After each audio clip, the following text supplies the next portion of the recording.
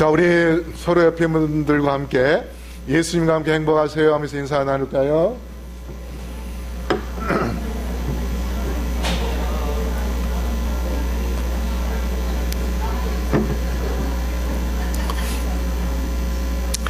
예, 오늘 우리 교회 처음 오신 분이 계십니다.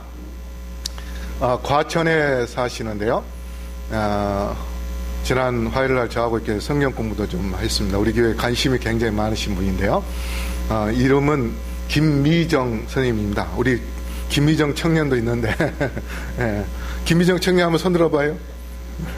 예, 저 청년인데 저 뒤에 김공야 집사님 옆에 계신 분이 과천 초등학교의 선생님이십니다. 우리 박수로 환영하실까요? 예.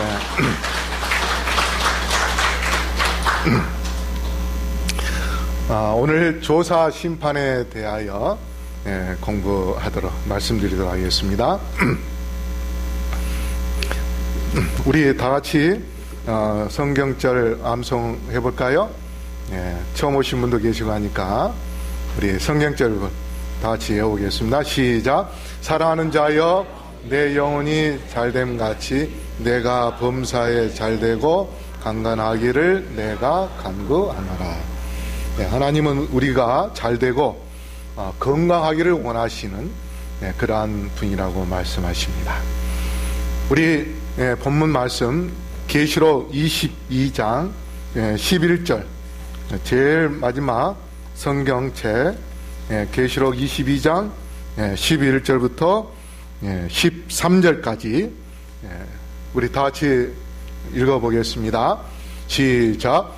불의를 하는 자는 그대로 불의를 하고 더러운 자는 그대로 더럽고 의로운 자는 그대로 의를 행하고 거룩한 자는 그대로 거룩되게 하라. 보라, 내가 속히 오리니 내가 줄 상이 내게 있어 각 사람에게 그의 일한 대로 갚아주리라.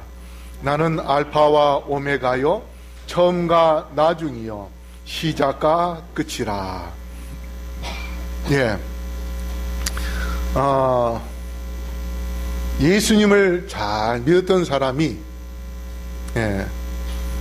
한 번은 이제 교회를 떠났어요.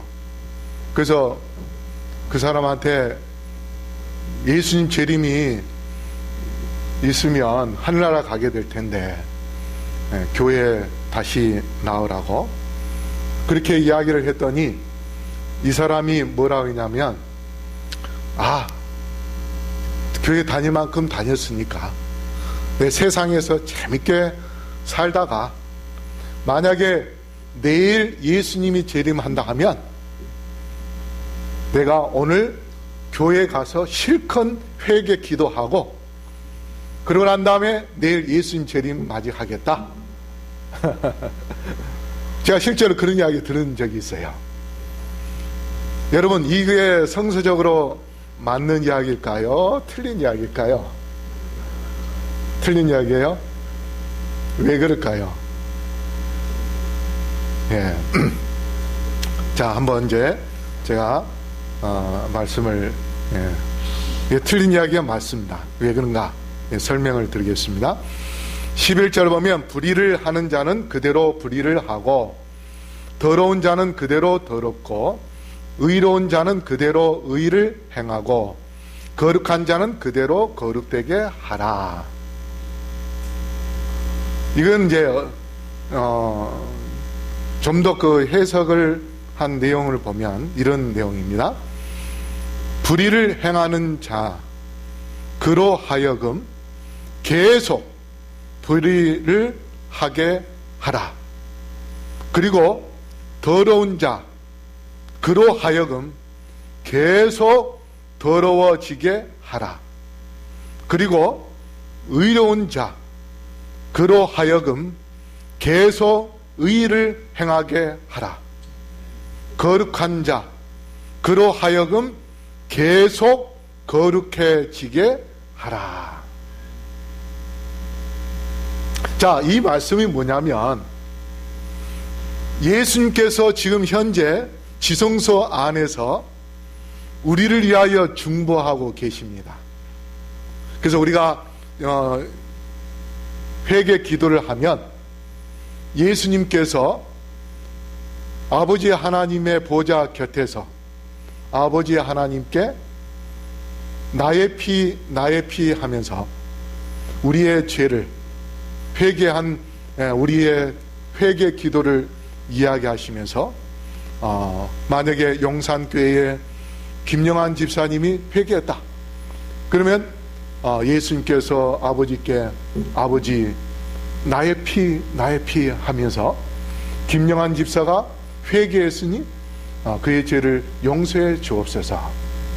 또 오늘 처음 오신 우리 김미정 선생님 예수님께서 회개하면 김미정 자매의 죄를 다 용서해 주옵소서 하면서 그렇게 중보를 하시는 겁니다.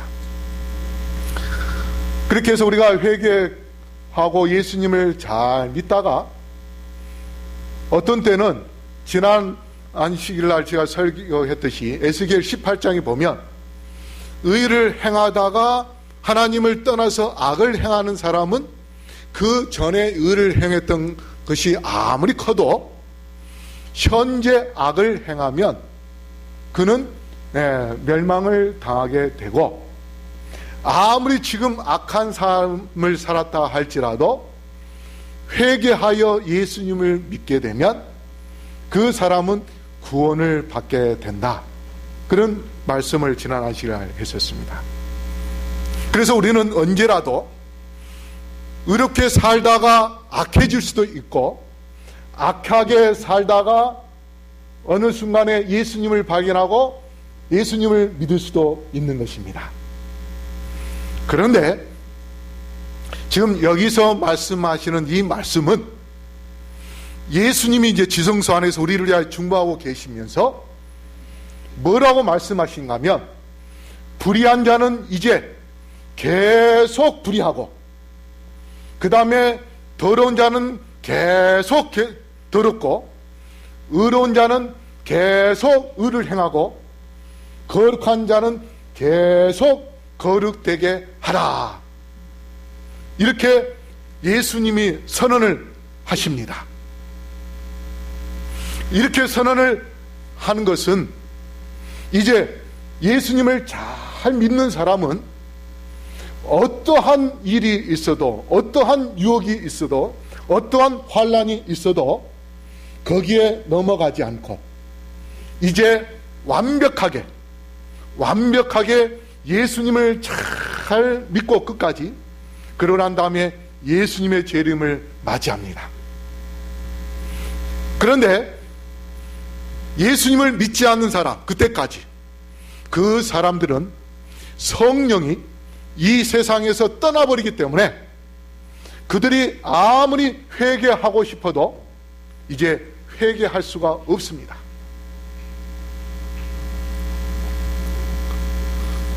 자, 그래서 하늘에 갈 자들은 여기 한번 좁혀보십시오. 언제 결정이 되는가? 바로 재림 때 결정되는 것이 아니고 재림 전에 이제 7장이 있고 7장 전에 예수님께서 지성소 봉사를 마치게 되는데 바로 예수님이 지성소 봉사를 마치는 그때에 바로 이 선언을 함으로 인하여서 구원받을 자와 구원받지 못할 자가 결정이 되는 것입니다.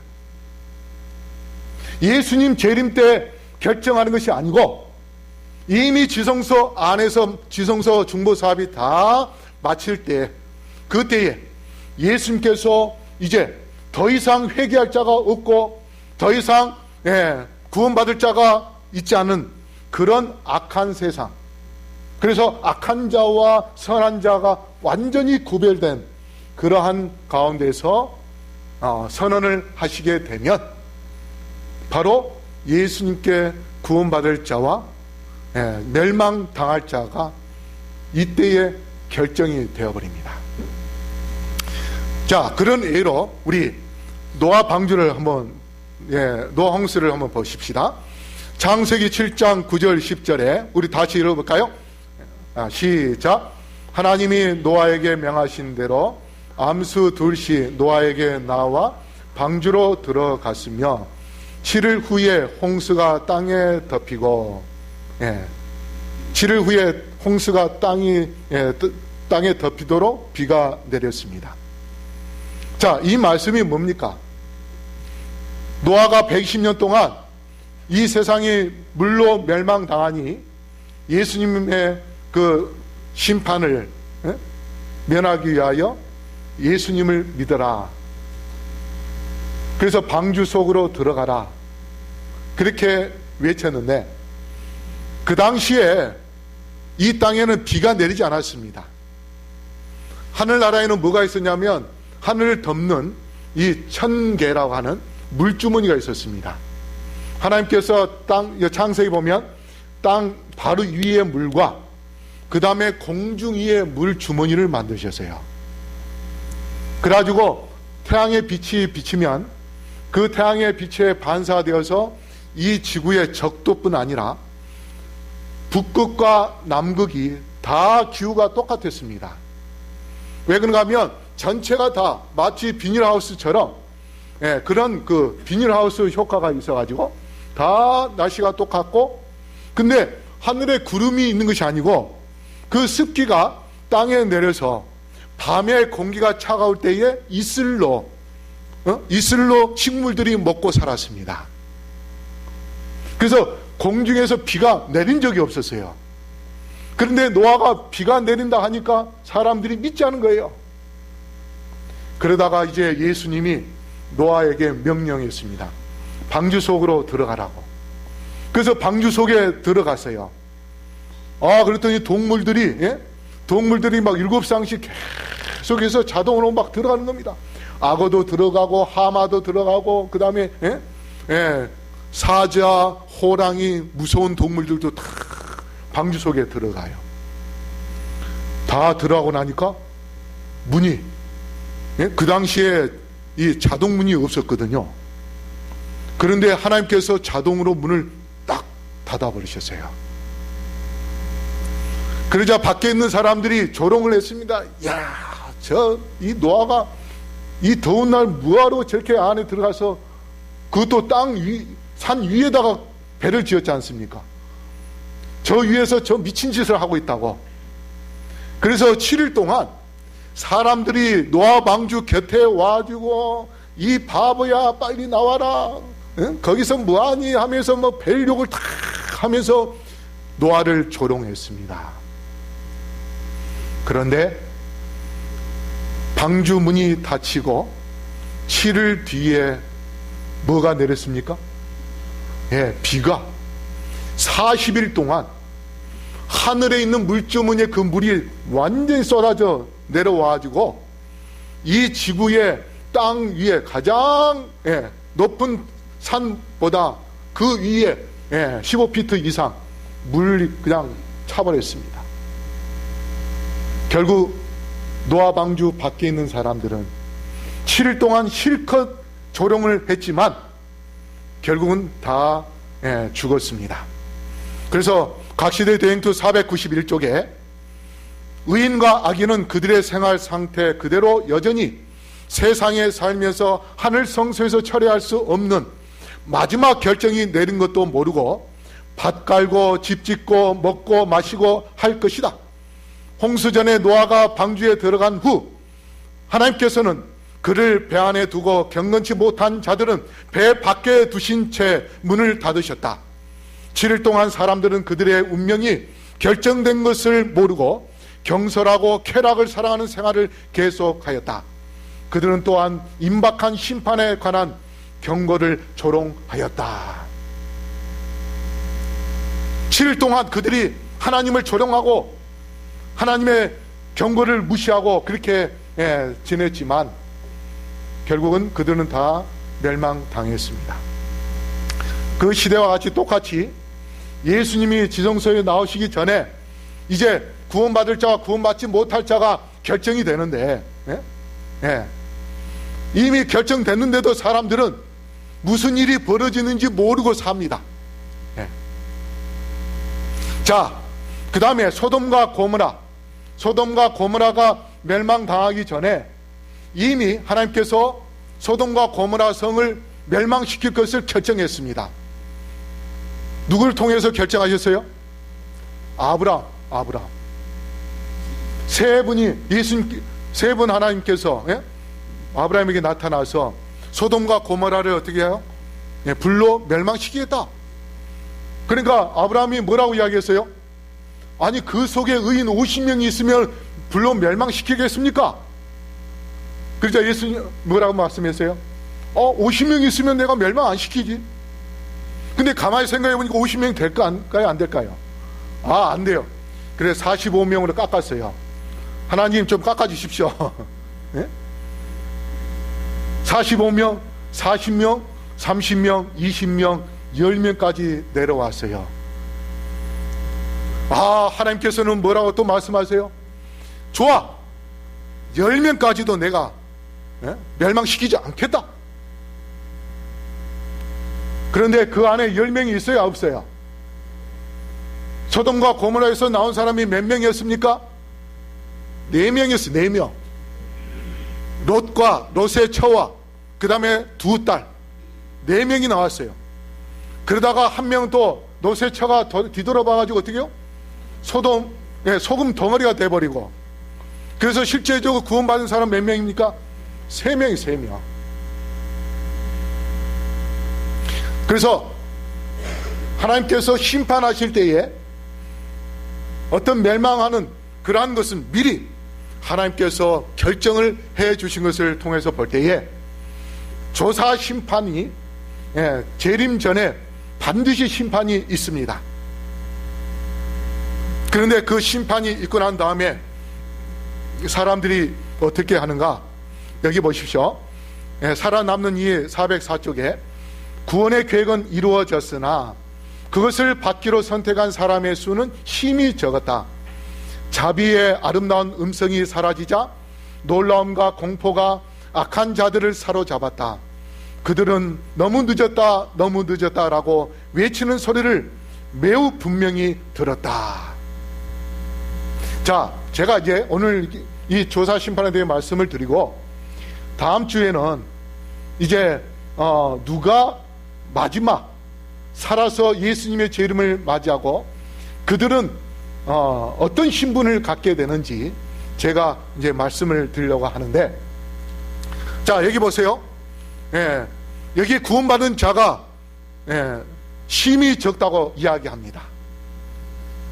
구원받을 자가 심히 적은데 이 사람들은 살아서 예수님의 재림을 맞이할 자들입니다. 그래서 예수님의 재림을 살아서 맞이할 자들 빼고 몸이 약하거나 믿음이 연약한 자들은 하나님께서 미리 잠재우신다고 하위 부인이 말씀하겠습니다. 그래서 마지막 때는 7재앙을 통과해야 되고 야곱의 환난을 통과해야 되기 때문에 실제로 예수님의 재림을 살아서 맞이할 자들이 심히 작습니다.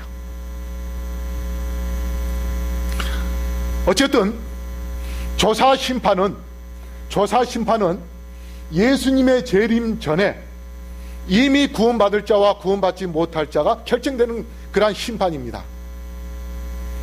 그래서 이것을 최근에는 우리 신학자들이 뭐라고 이야기하냐면, 조사 심판이라는 그러한 단어가 어감이 좀 안 좋기 때문에 뭐라고 이야기하냐면 재림 전 심판, 그렇게 이야기합니다.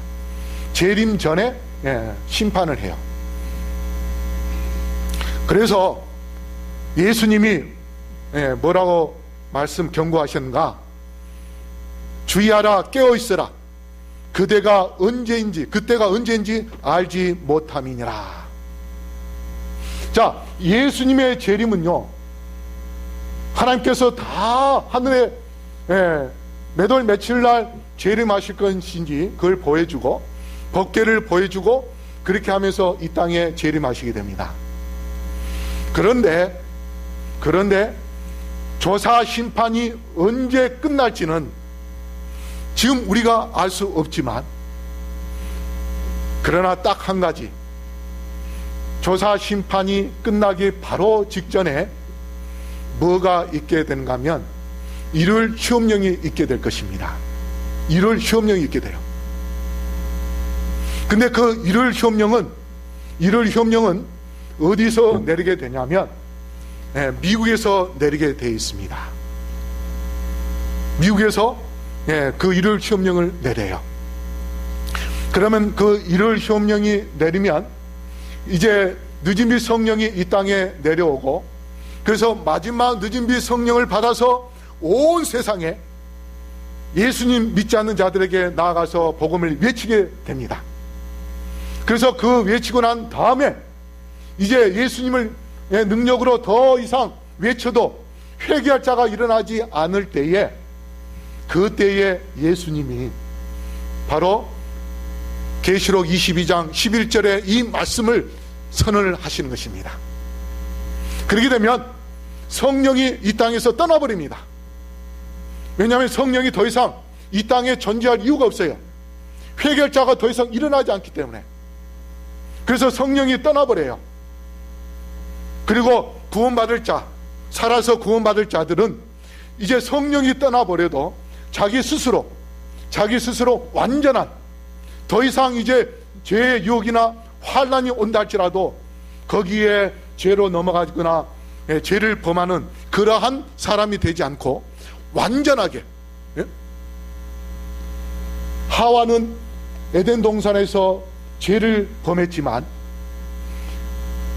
에덴 동산보다 더 험한 그러한 환난을 겪는 살아남은 자들이 그러한 환난을 겪어도, 지구 6천년 역사 속에서 그런 환난이 없는데 그런 환난을 겪어도 이들은 죄에 유혹되거나 하나님을 배반하여서 죄악에 빠지는 그러한 일이 일어나지 않을 정도로 완전한 그러한 품성을 회복하게 됩니다. 완전한 믿음을 갖게 돼요.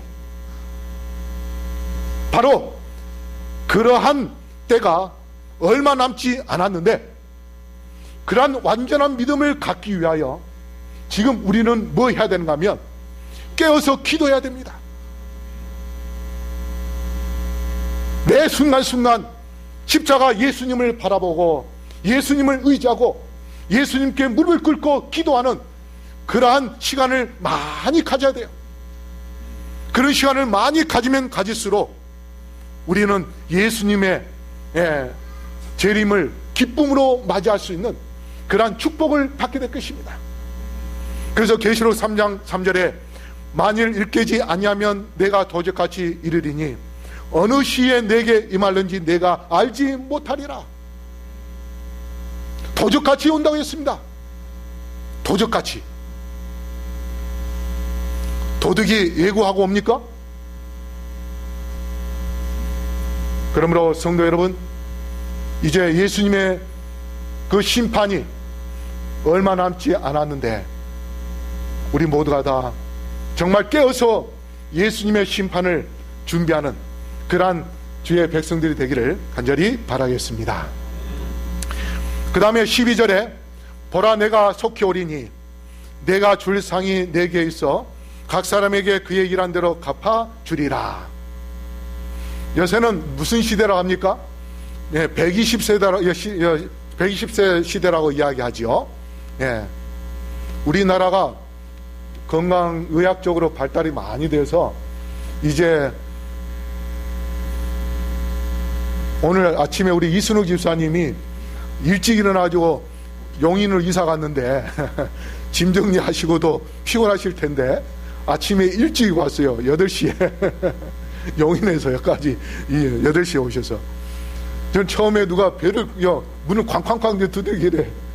누구신가 하고서 일단 문을 열어드렸더니 우리 집사님이 8시에 오셨어요. 80이 넘었는데 아주 청년같이 이렇게 다니셔요. 지금은 80, 90세 돼도 아직도 정정하시고. 그래서 우리 김영철 집사님 연세가 이윤원 집사님 연세가 지금 95세 다 됐는데 아직도 이렇게 젊으시잖아요. 저분은 120세까지 사실 것 같아요. 그게 이제 우리 모두가 갖는 그런 꿈이죠. 근데 120세까지 살고자 하는 그런 마음이 물론 강하게 가져야 되겠죠. 근데 120세까지 가지려면, 살려다 보면 우리가 뭘 놓칠 수 있냐면 예수님의 재림을 놓칠 수 있어요. 인간적인 그런 120세를 추구하다가 영원한 생명을 놓칠 수가, 잘못하면 놓칠 수가 있습니다. 그래서 우리가 첫 번째, 제일 먼저 추구해야 될 것은 뭐냐? 영생입니다. 영원한 생명을 우리가 추구하고, 그 다음에 건강을 위하여 하나님의 말씀에 순종하는 그런 삶을 살게 되면 예수님 재림 때까지 120년, 120세 살든 130세 살든 우리가 예수님의 말씀대로만 살면은 하나님께서 우리에게 건강의 축복을 주시지 않습니까?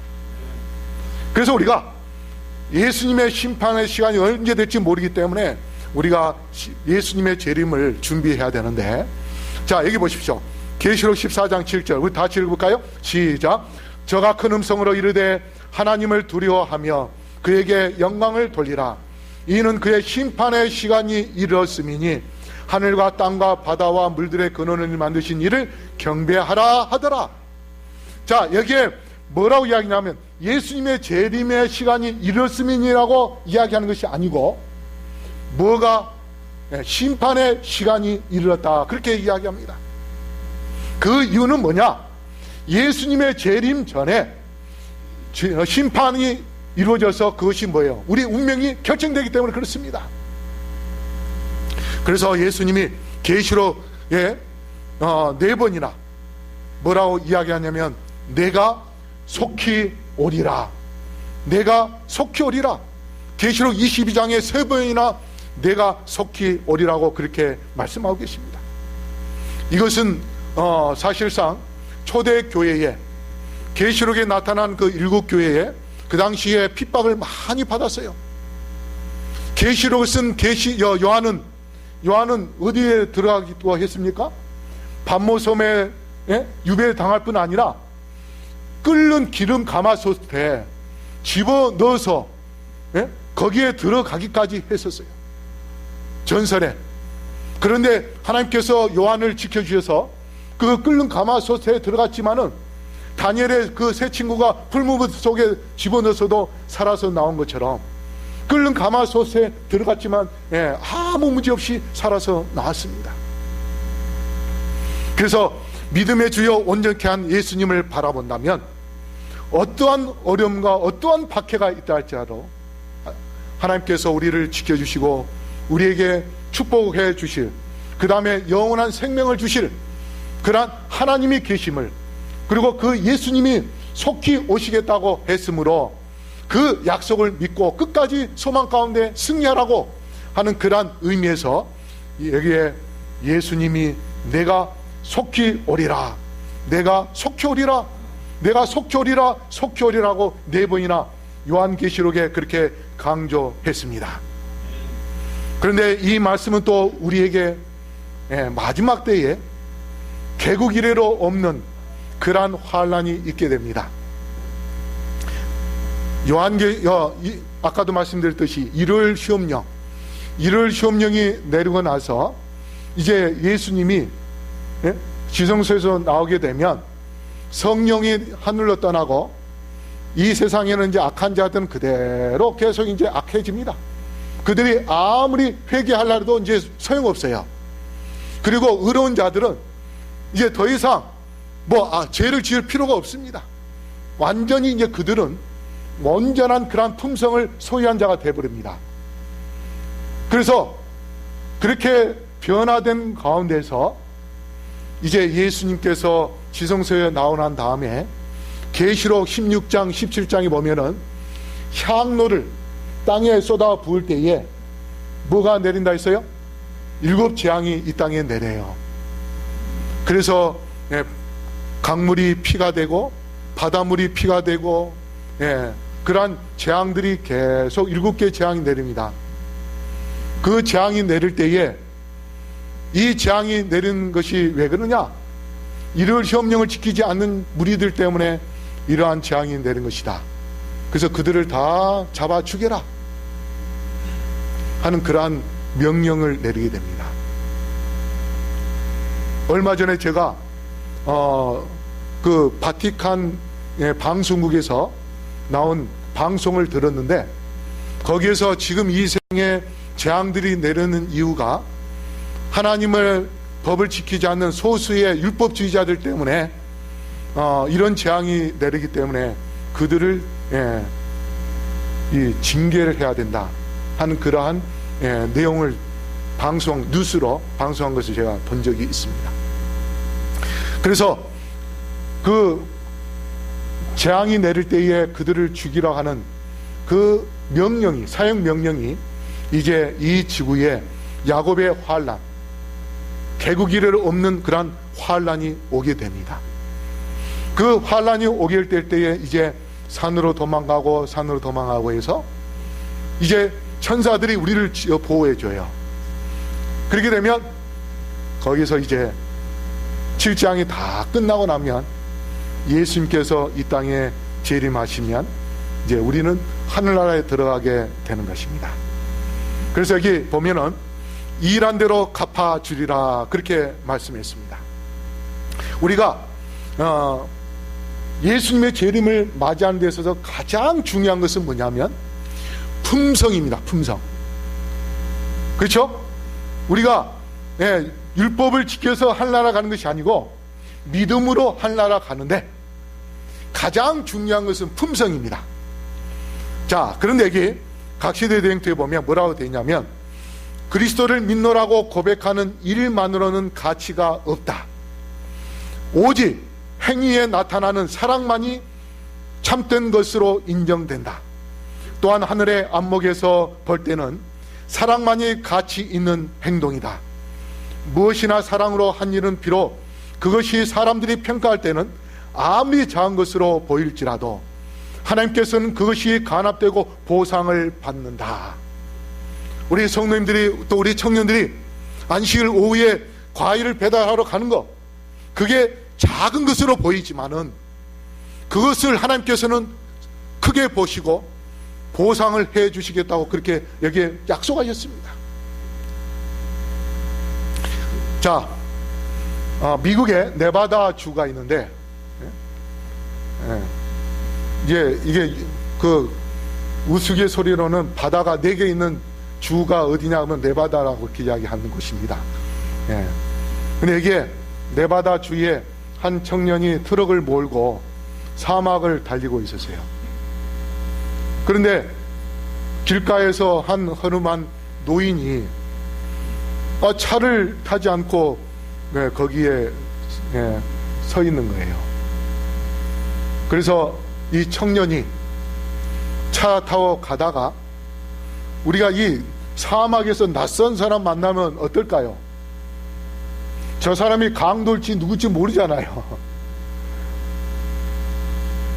그래서 함부로 차 세우기 어렵습니다. 그런데 이 청년이 차를 딱 세웠어요. 그리고 창문을 열면서, 노인네 어디까지 가십니까? 그렇게 물었습니다. 그래서 이 사람이 라스베가스에 간다고. 그러시냐고. 그럼 제가 거기까지 태워드리겠다고. 그래서 태웠어요. 그러고 난 다음에 이제 이런저런 이야기를 하다가 이제 라스베가스에 도착을 해서 그 근방에 이제 돌에다 내려드리면서 뭐라고 했냐면, 자기 주머니에 25센트, 한국 돈으로 얼마냐면 한 300원 됩니다. 그 돈을 꺼내가지고 그 노인한테 이렇게 드리면서, 할아버지 혹시 차비 필요하면 이 돈으로 차 타고 가십시오 하면서 25센트를 300원을 건네줬어요. 그랬더니 이 노인이 이 젊은 사람한테, 당신 명함 있습니까? 있다고. 그 명함 하나 달라고. 그래서 명함을 하나 받고 갔습니다. 얼마 지나고 난 다음에 미국의 신문에, 일면 기사에 하워드 휴즈라는 미국의 재벌이 사망했다는 소식이 신문 기사가 났어요. 근데 그 신문 기사에 또 어떤 내용이 나왔냐면, 이 하워드 휴즈라는 사람이 죽으면서 유언장에 멜빈 다만이라는 청년한테 자기가 자기 유산의 16분의 1을 유언으로 그 사람에게 유산을 주라고 명령을 하고서 죽었어요. 그래서 갑자기 이제 사람들이 멜빈 다만이 누굴까? 관심이 갔어요. 그 다음에 이 차 트럭을 태워줬던 이 사람도 자기가 멜빈 다만인데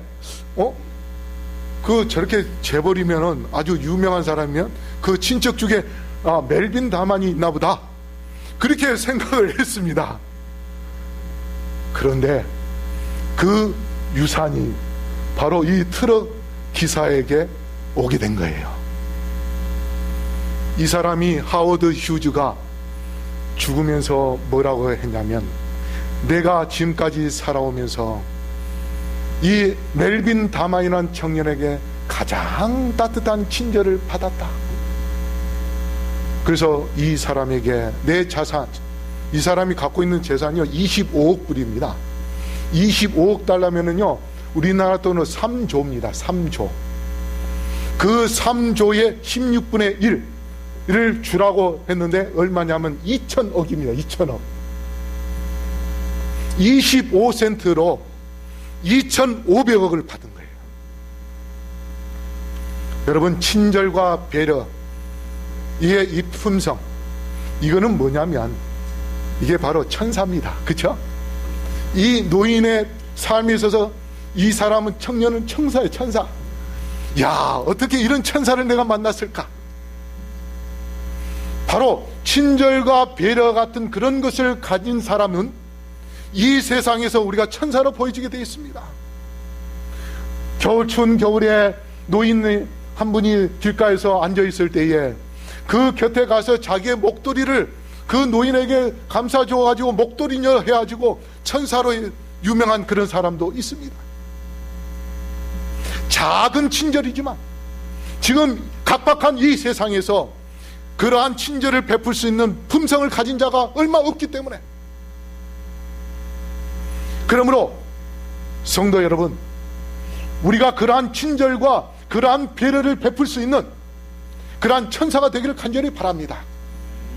그러한 품성을 소유한 자가 분명히 마지막 때에 의로운 자는 그대로 계속해서 의롭고 거룩한 자는 계속해서 거룩되게 하라는 그 말씀대로 그 사람은 그러한 품성을 소유하고서 계속 천사처럼 살다가 결국은 하늘나라에서, 천사들만 사는 하늘나라에서 살 수 있는 영생의 축복을 받을 수 있음을 기억하게 되기를 바랍니다.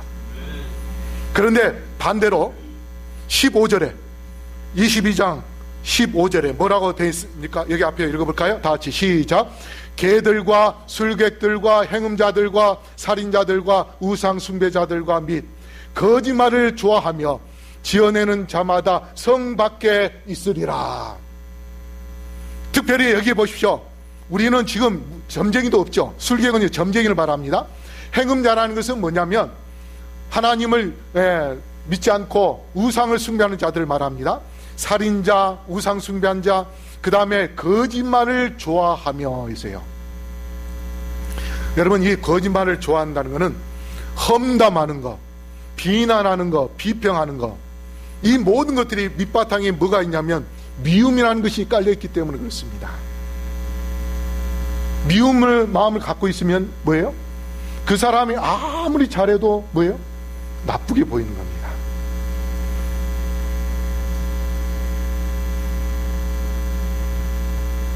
그래서 이 며느리는 시자 들어간 거 싫어한다 하죠. 네? 시자 들어간 거. 근데 보십시오. 이런 것들을 하는 사람들은 대부분 말로 합니다. 말로 했기 때문에 하고 난 다음에 뭐 해버려요? 잊어버려요. 그렇죠? 자기가 이제 습관적으로 굉장히 미워하는 사람이 있으면 그 사람에 대해서 생각만 나면 뭐예요? 그 사람들 계속해서 막 비난하고 험담하고 그렇게 합니다.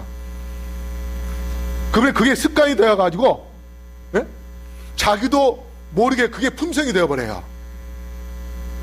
그러면 거짓말을 하게 되면 그게 죄인데도 죄인지 모르고 그런 죄를 깨닫지 못한 그런 품성, 악한 품성을 갖고서 살게 돼요. 그러다 보면 결국은 예수님의 재림 때, 심판 때에 그 사람은 뭐예요? 그 사람은 구원을 받을 수 없습니다.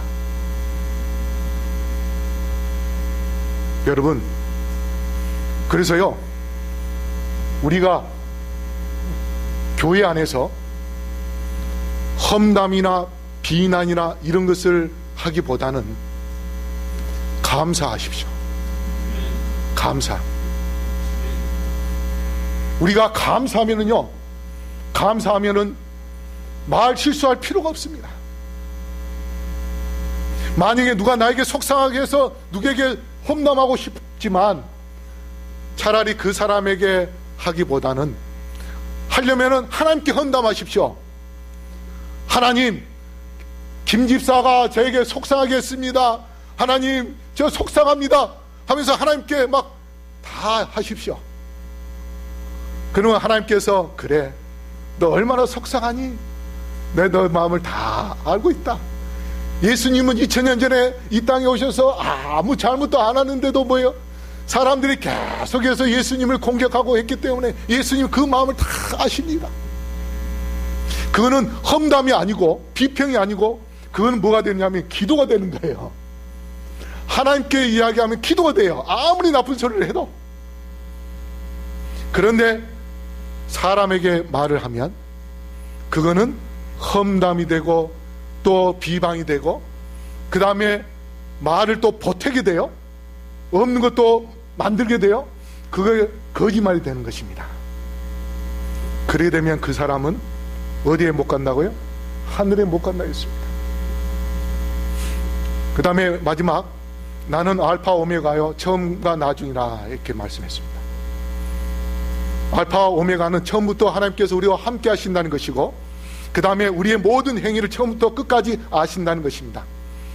그러면 우리는 의롭게 살아야 될 것입니다. 그래서 14절 우리 다 같이 읽어보고 마치겠습니다. 시작. 그 두루마기를 빠는 자는 복이 있으니 이는 저희가 생명나무에 나아가며 문들을 통하여 성에 들어갈 권세를 얻으려 함이로다. 두루마기를 빤다는 것은 뭡니까?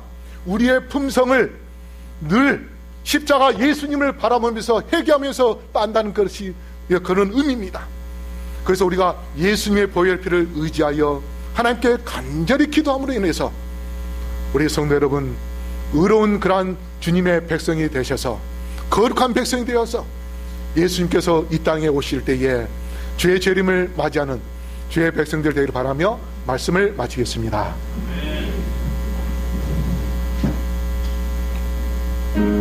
사랑의 아버지 하나님, 저희들이 예수님의 보혈의 피를 의지하여 의로운 삶을 살기를 원하오니 저희들에게 믿음을 허락하여 주시옵소서.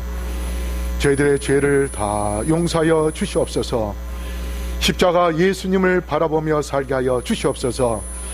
예수님의 품성을 소유하게 하여 주시옵소서. 사랑의 마음을 갖고 사랑의 행위를 하며 예수님의 영광을 드러내는 우리 모두가 될 수 있도록 축복하여 주시옵소서.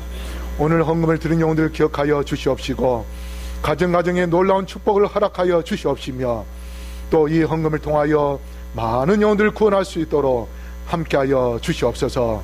이제는 아버지 하나님의 놀라우신 은혜와 예수 그리스도의 다함없는 사랑과 성령의 교통하심이 여기 머리 숙인 영혼들에게 영원토록 함께하여 주시옵기를 우리를 진정 사랑하시며 끝까지 구원하기를 원하시는 예수 그리스도 이름으로 간절히 축원하옵나이다. 아멘.